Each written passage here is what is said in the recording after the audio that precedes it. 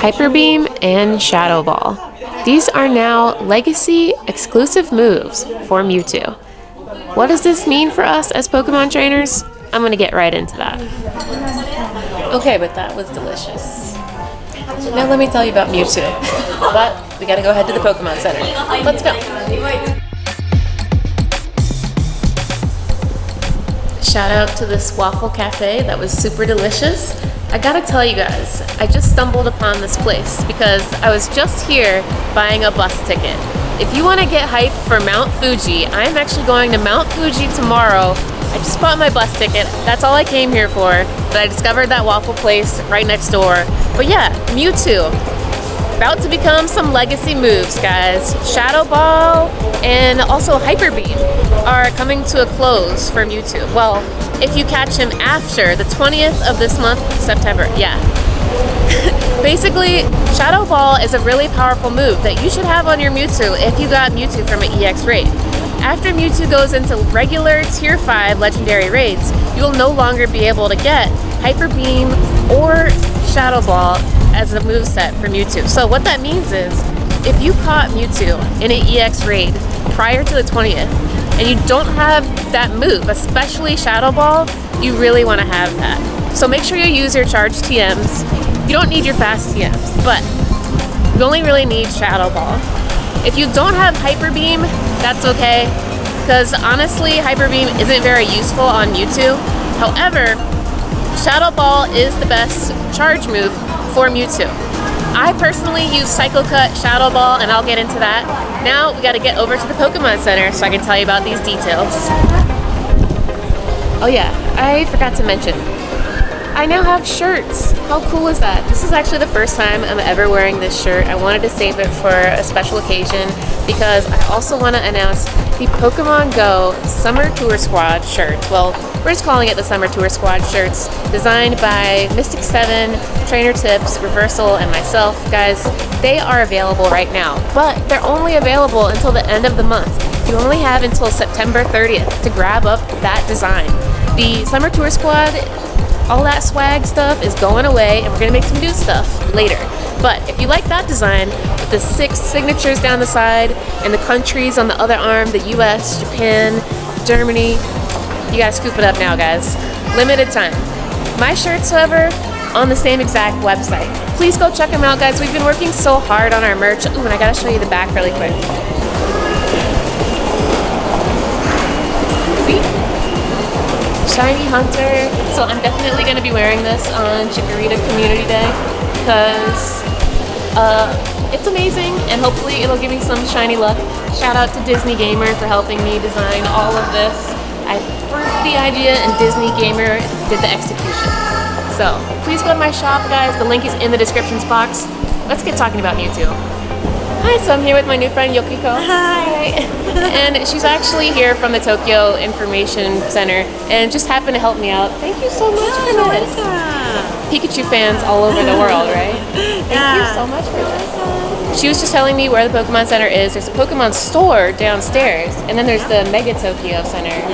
In the Takashimaya department store. Okay. So everybody can go check those out. Pokemon lovers everywhere, right? Thank you so much. Thank you. I'm really excited. There is the Pokemon store. Yes, not only does Japan have Pokemon centers, but when there isn't enough room for an entire center, there are Pokemon stores. Okay, so while we explore the Pokemon store, I want to tell you all the facts that you need to know about Mewtwo's new exclusive moves. That's right, Pokemon Go tweeted out a few days ago that HYPERBEAM and Shadow Ball are going to become exclusive moves for Mewtwo caught in EX raids. Remember, Mewtwo is beginning to leave the EX raid system, but don't worry, it's not too late because you can charge TM your Mewtwo's caught in EX raids until September 20th at 1 p.m. PDT in order to get Shadow Ball or HYPERBEAM. So, what's the importance of these moves? Some people are legacy move collectors, and as you can see here from Patrick Kwong, he said, so now you're telling me that I need a Shadow Ball and a HYPERBEAM Mewtwo? No one needs a HYPERBEAM Mewtwo. HYPERBEAM isn't getting any benefits from Mewtwo. But it is cool just to have it as a legacy moveset if you do collect those legacy moves for Pokemon in Pokemon Go. So, what moves do we actually want our Mewtwo's to have? Well, Mewtwo is one of the most powerful Pokemon in the game. It has an attack stat of 300. In fact, Mewtwo has the highest attack stat in all of Pokemon Go. And I want to thank Pokemon Go Hub for these facts that I'm going to be telling you guys in this video. But first, look at this adorable Flareon. Oh my gosh, I've been searching for that. I couldn't find it in any of the 3 Pokemon centers that I went to prior to this trip.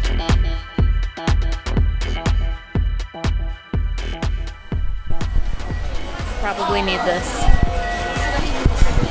So anyway, if that wasn't enough, Mewtwo has the potential to improve its move pool in the future. It could be able to learn Future Sight or Psystrike, and a whole bunch of other awesome moves. Future Sight is amazing. We've seen it on Alakazam. Currently, Alakazam has access to that. And Psystrike is Mewtwo's signature move. Both of these can be extremely powerful for Mewtwo if he does learn it later.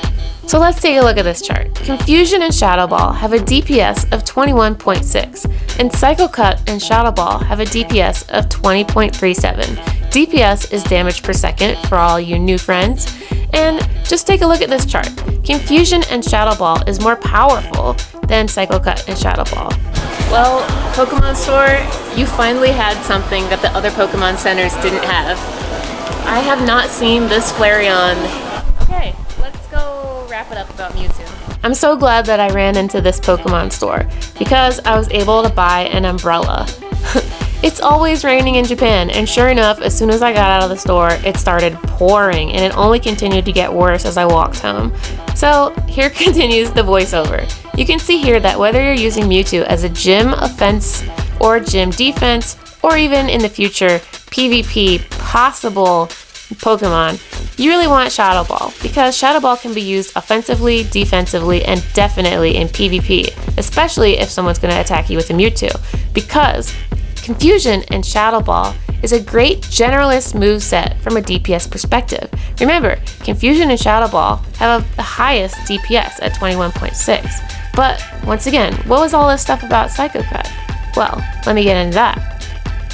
As a general rule of thumb, the best movesets for the most common scenarios are actually Psycho Cut and Shadow Ball, but it's in a particular case when Psychic type attacks are resisted, but Ghost type ones deal super effective damage, like Mewtwo.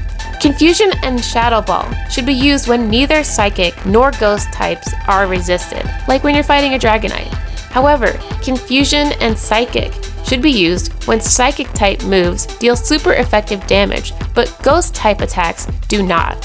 For example, when you're fighting a Machamp. If you're trying to solo a Machamp, using Mewtwo as counters are amazing, especially if it has double Psychic type moves.